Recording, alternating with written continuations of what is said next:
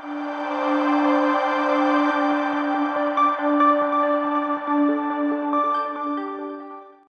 The lord, hallelujah.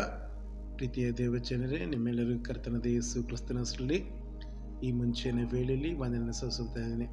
ಪ್ರಿಯ ದೇವಜನರೇ, ಬನ್ನಿ ಪ್ರಿಯರೇ, ಈ ದಿನ ಕೂಡ ದೇವರ ವಾಕ್ಯದೊಂದಿಗೆ ನಾವು ಈ ದಿನವನ್ನು ಪ್ರಾರಂಭಿಸಿದರೆ ನಿಜವಾಗಲೂ ದೇವರು ನಮ್ಮನ್ನು ಅದ್ಭುತವಾದ ರೀತಿಯಲ್ಲಿ ನಡೆಸಲಿಕ್ಕೆ ಆತನ ಶಕ್ತನಿದ್ದಾನೆ. ಪ್ರಿಯ ದೇವಜನರೇ, ಈ ದಿನ ಧ್ಯಾನಕ್ಕಾಗಿ ಆರಿಸಿಕೊಂಡಂಥ ಭಾಗ ಯೆಶಾಯನ ಗ್ರಂಥ 54ನೇ ಅಧ್ಯಾಯ, ಅದರ ಕೊನೆ ವಚನ 17ನೇ ವಚನ ಹೀಗೆ ಹೇಳ್ತದೆ. ನೋಡ್ರಿ, ನಿನ್ನನ್ನು ಎದುರಿಸಲು ಕಲ್ಪಿಸಿದ ಯಾವ ಆಯುಧವು ಜಯಿಸದು. ನ್ಯಾಯ ವಿಚಾರಣೆಯಲ್ಲಿ ನಿನಗೆ ವಿರುದ್ಧವಾಗಿ ಹೇಳುವ ಪ್ರತಿಯೊಂದು ನಾಲಿಗೆಯನ್ನು ದೋಷಿ ಎಂದು ನೀನು ಖಂಡಿಸುವಿ. ಈ ಸ್ಥಿತಿಗೆ ಯೆಹೋವನ ಸೇವಕರ ಸ್ವಾಸ್ಥ್ಯವು ನಾನು ದಯಪಾಲಿಸುವ ಸಧರ್ಮ ಫಲವೂ ಆಗಿದೆ ಎಂದು ಯೆಹೋವನು ಅನ್ನುತ್ತಾನೆ. ಹಲ್ಲೆಲೂಯಾ. ಪ್ರಿಯ ದೇವಜನರೇ, ಇವತ್ತು ಅನೇಕ ಜನರು ಅನೇಕ ವಿಧದಲ್ಲಿ ಆತಂಕದಲ್ಲಿ, ಭಯದಲ್ಲಿ, ಮತ್ತು ನಡುಕದಲ್ಲಿ ಇರೋದಾದರೆ ದೇವರ ವಾಕ್ಯ ನಿಮಗೆ ಹೀಗೆ ಹೇಳ್ತದೆ, ನಿನ್ನನ್ನು ಎದುರಿಸುವಲು ಅಥವಾ ನಿನ್ನನ್ನು ಜಯಿಸಲು ಮನುಷ್ಯನು ಕಲ್ಪಿಸುವಂಥ ಆಯುಧಗಳು.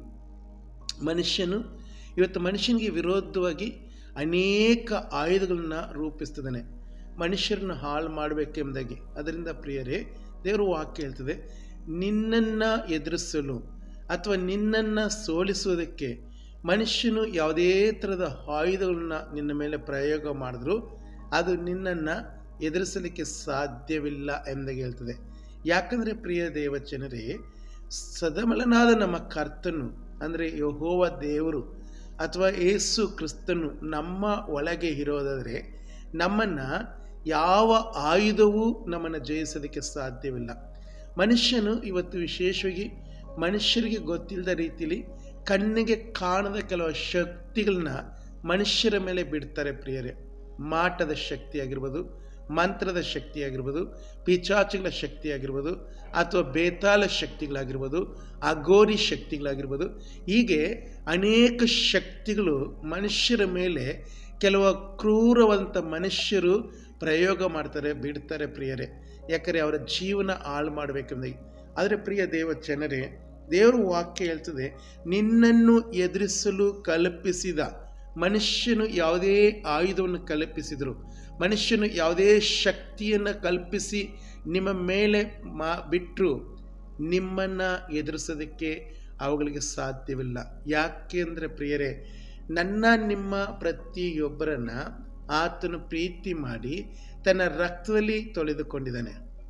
ಆದ್ದರಿಂದ ನಾವು ಆತನ ಮಕ್ಕಳಾಗಿರ್ಬೇಕಾದ್ರೆ ನಮಗೆ ವಿರೋಧವಾಗಿ ಯಾವುದೇ ಆಯುಧಗಳು ಬಂದರೂ ಆ ಎಲ್ಲ ಆಯುಧಗಳನ್ನ ಆತನು ಮುರಿಯೋದಕ್ಕೆ ಶಕ್ತನಾಗಿದ್ದಾನೆ ಪ್ರಿಯರೇ.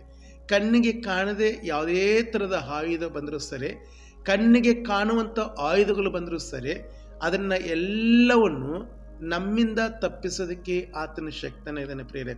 ಆದರೆ ಪ್ರಿಯ ದೇವಜನರೇ, ದೇವ್ರ ವಾಕ್ಯ ಹೇಳ್ತದೆ ನೋಡ್ರಿ ಬಹಳ ಸುಂದರವಾಗಿ, ನ್ಯಾಯ ವಿಚಾರಣೆಯಲ್ಲಿ ನಿನಗೆ ವಿರುದ್ಧವಾಗಿ ಹೇಳುವ ಪ್ರತಿಯೊಂದು ನಾಲಿಗೆಯನ್ನು ದೋಷಿ ಎಂದು ನೀನು ಖಂಡಿಸುವಿ. ಎಂಥ ಒಂದು ಸುಂದರವಂತ ವಾಕ್ಯ ಪ್ರಿಯರೇ.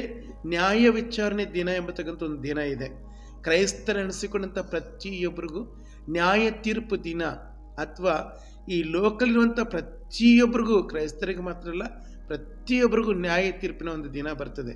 ಆ ನ್ಯಾಯ ತೀರ್ಪಿನ ದಿನದಲ್ಲಿ ನಾವು ನಮಗೆ ವಿರೋಧವಾಗಿ ದೂರು ಹೇಳಿದಂಥರು, ಚಾಡಿ ಹೇಳಿದಂಥರ ನಾಲಿಗೆಯನ್ನು ದೋಷಿ ಎಂದು ಖಂಡಿಸು ಎಂಬುದಾಗಿ ದೇವರು ವಾಕ್ಯ ಹೇಳ್ತದೆ ಪ್ರಿಯರೇ. ಅಷ್ಟು ಮಾತ್ರ ಅಲ್ಲ ಪ್ರಿಯರೇ, ಈ ಸ್ಥಿತಿಯೇ ಯೆಹೋವನ ಸೇವಕರಿಗೆ ಸ್ವಾಸ್ಥ್ಯವು. ಏನು ಆತನಿಗೆ ಆಶ್ವಾಸನೆ ಕೊಡ್ತಿದ್ದಾನೆ, ಏನು ಆತನ ವಾಗ್ದಾನ ಮಾಡ್ತಿದ್ದಾನೆ, ಅದೇ ನಮ್ಮ ಅಂದರೆ ಆತನ ಮಕ್ಕಳ ಸ್ವಾಸ್ಥ್ಯ, ಅದು ಆಸ್ತಿಯಾಗಿದೆ ಪ್ರಿಯರೇ. ಅಂದ ಪ್ರಿಯ ದೇವಜನರೇ, ಭಯಪಡಬೇಡ್ರಿ, ಯಾವುದಕ್ಕೂ ಭಯಪಡಬೇಡ್ರಿ, ಯಾವುದಕ್ಕೂ ಎದುರ್ಕೊಳ್ಬೇಡ್ರಿ. ಕಣ್ಣಿಗೆ ಕಾಣದಿರತಕ್ಕಂಥ ಯಾವುದೇ ಶಕ್ತಿಗಳು ನಿಮ್ಮ ಮೇಲೆ ಬಂದರು ಯೇಸು ಕ್ರಿಸ್ತನನ್ನು ದೃಷ್ಟಿಸಿರಿ. ಯೇಸು ಕ್ರಿಸ್ತನನ್ನು ಪ್ರತಿನಿತ್ಯ ನಿಮ್ಮ ಮೇಲೆ ಆತನು ಸುರಿಯುವಾಗೆ ಪ್ರಾರ್ಥಿಸಿರಿ. ಆ ರಕ್ತ ನಿಮ್ಮೊಳಗೆ ಇರಬೇಕಾದ್ರೆ ಯಾವ ಶಕ್ತಿಯು ಮುಟ್ಲಿಕ್ಕೆ ಸಾಧ್ಯವಿಲ್ಲ. ಯಾವ ಆಯುಧವು ನಿಮ್ಮನ್ನು ಜಯಿಸೋದಕ್ಕೆ ಸಾಧ್ಯ ಇಲ್ಲ. ನಿಮಗೆ ಹಾನಿ ಮಾಡೋದಕ್ಕೆ ಕೂಡ ಅವುಗಳಿಗೆ ಸಾಧ್ಯ ಇಲ್ಲ ಪ್ರಿಯರೇ. ಆದ್ದರಿಂದ ಪ್ರಿಯ ದೇವಜನರೇ, ಕರ್ತನ ರೆಕ್ಕೆಯ ಮರೆಯಲ್ಲಿ ನಮ್ಮನ್ನು ತಗ್ಗಿಸಿಕೊಳ್ಳೋಣ.